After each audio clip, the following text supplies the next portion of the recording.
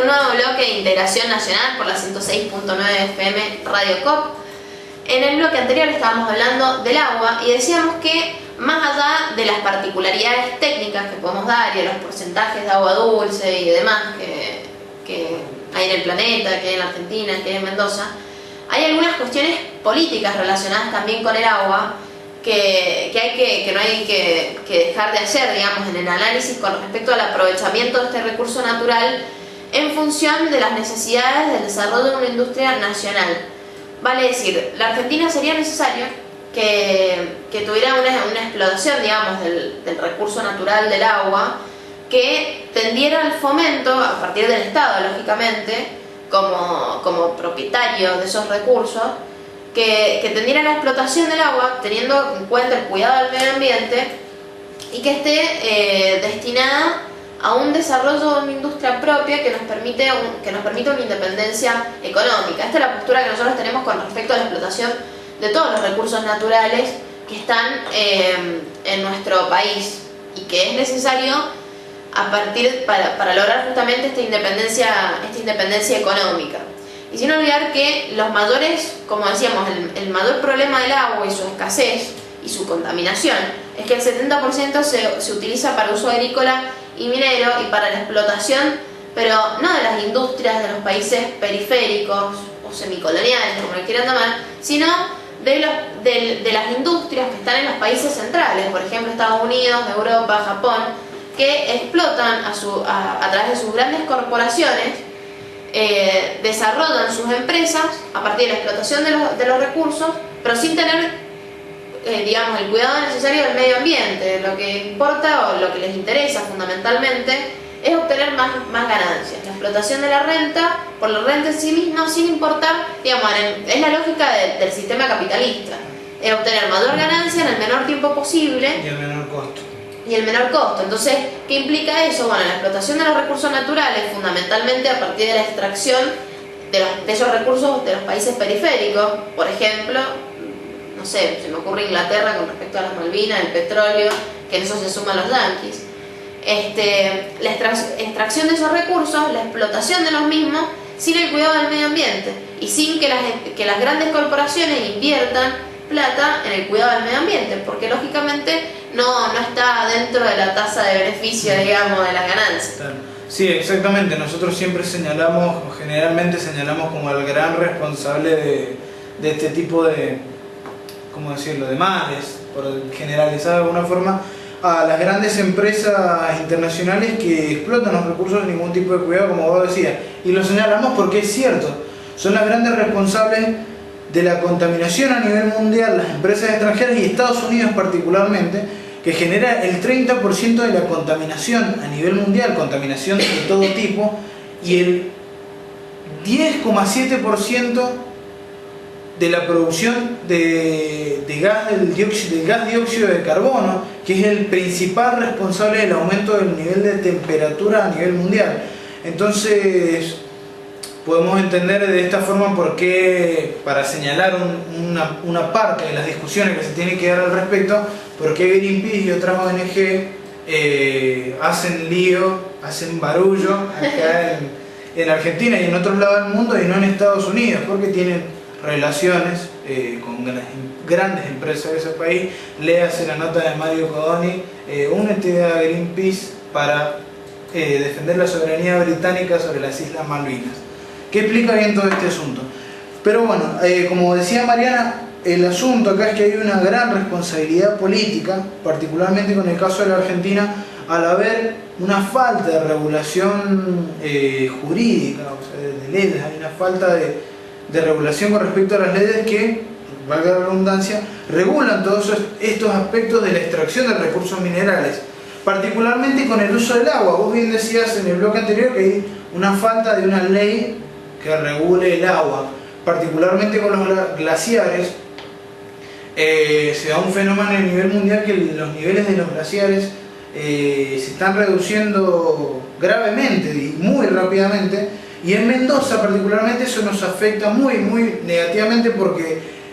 de los glaciares es de lo que depende la obtención, la mayor parte del recurso hídrico, tanto para para la explotación agrícola como para consumo humano, es nuestra principal fuente de aprovisionamiento de agua. Entonces, bueno, aquí, digamos, tiene mucho que ver también la explotación minera sin ningún tipo de regulación del Estado, que permite, por ejemplo, en algunos casos, no en todos, que se destruyan grandes partes de lo que es la cadena montañosa de los Andes en la Argentina,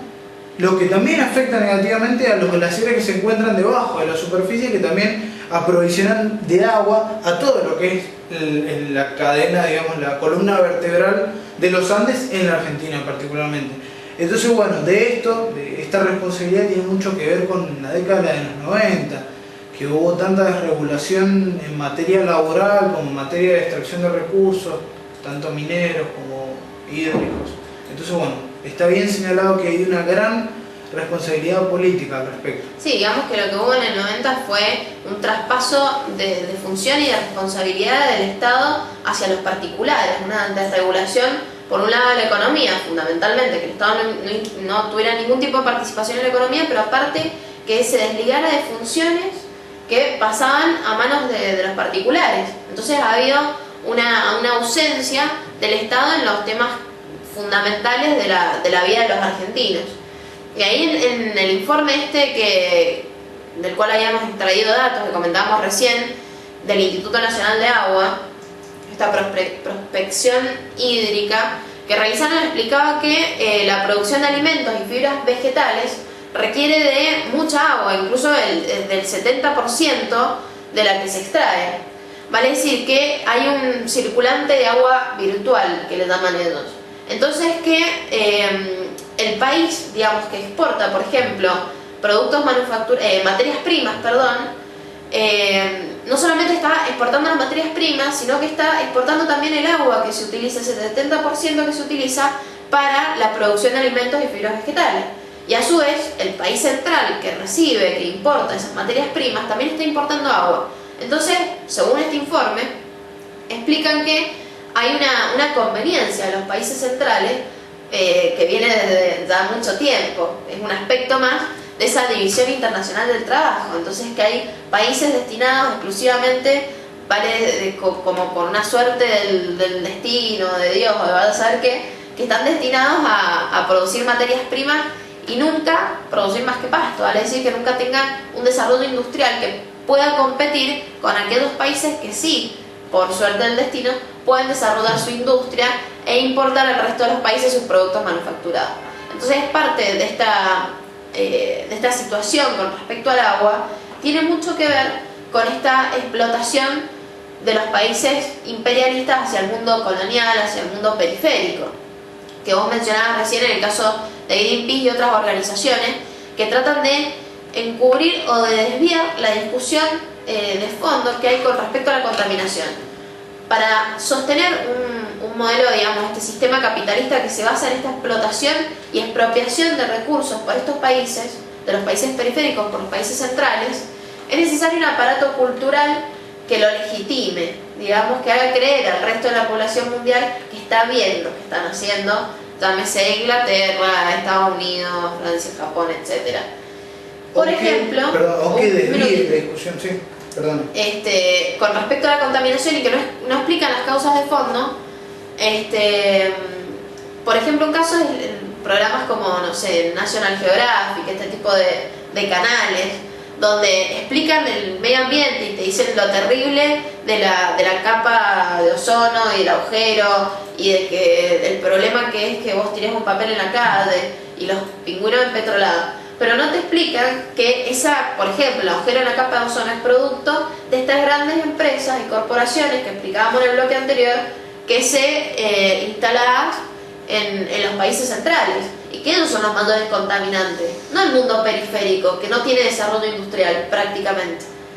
Parte del problema de las grandes industrias y corporaciones que no cuidan el medio ambiente en los países centrales. Exactamente, y que lo que yo comentaba, digamos, recién era que una de las tareas fundamentales de estas organizaciones es desviar la discusión. Ya lo hemos discutido, y como mencionaba yo en la nota de Mario Codoni, como mencioné yo sobre la nota de Mario Codoni, que tiene que ver estas empresas con evitar la discusión real sobre los asuntos, que es lo que señalabas vos, e implantar causas ficticias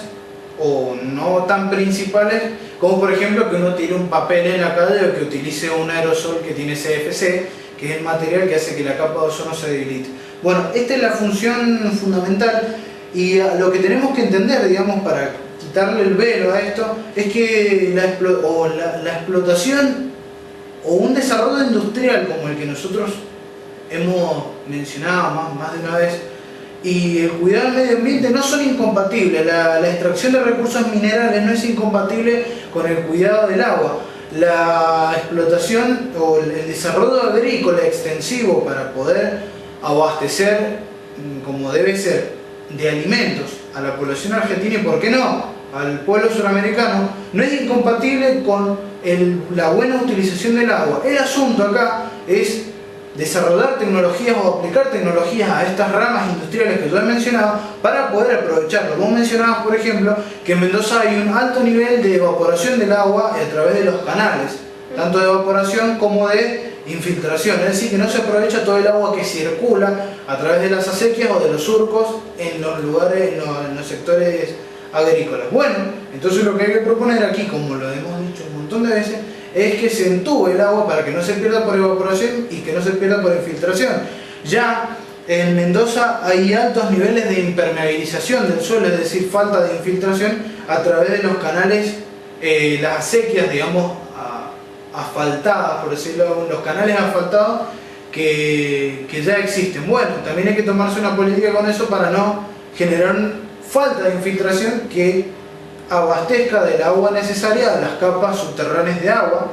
de la cual también dependen muchos sectores de la economía agrícola de Mendoza. Pero bueno, el asunto acá es que el Estado, que es el único capaz de llegar hasta el último en este aspecto, hasta el último lugar de Mendoza, hasta el último detalle, el Estado debe intervenir aquí para aplicar las tecnologías y las políticas, y por ende las tecnologías necesarias para poder aprovechar el agua de la forma en que la necesitamos, particularmente Mendoza, que es una zona semiárida, como destacabas hace un minuto. Exactamente. Entonces el Estado, una estrategia o una solución que podría hacer es el sistema de riego por entubado y la reforestación, que permitiría un mayor caudal de lluvia y con eso beneficiaría a la tierra para el cultivo y de paso para solucionar este tema de la escasez de agua. Un último detalle, ya que lo mencionabas, para que vean lo importante que es la reforestación. Sí. Según nos comenta Leandro Fontana, cada vez que hablamos del tema, cada 10.000 hectáreas que se reforestan, se puede llegar a bajar la temperatura en 1 grado más o menos. O sea que imaginémonos lo importante que es cuando medio grado centígrado, que por cada medio grado centígrado que se eleva la temperatura a nivel general, digamos, como término promedio, es un problema gravísimo con respecto a los niveles de evaporación. Es muchísimo, es decir, 1 grado, así que no es una cuestión menor. Exactamente. Así que es un tema que, bueno, seguramente se volverá a desarrollar en algunos programas o en el día de mañana con el resto de los recursos naturales como fuente de energía. Pero ahora vamos a ir a una pausa y enseguida volvemos con más Integración Nacional.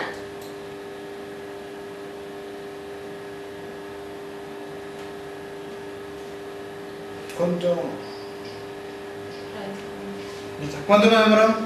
12.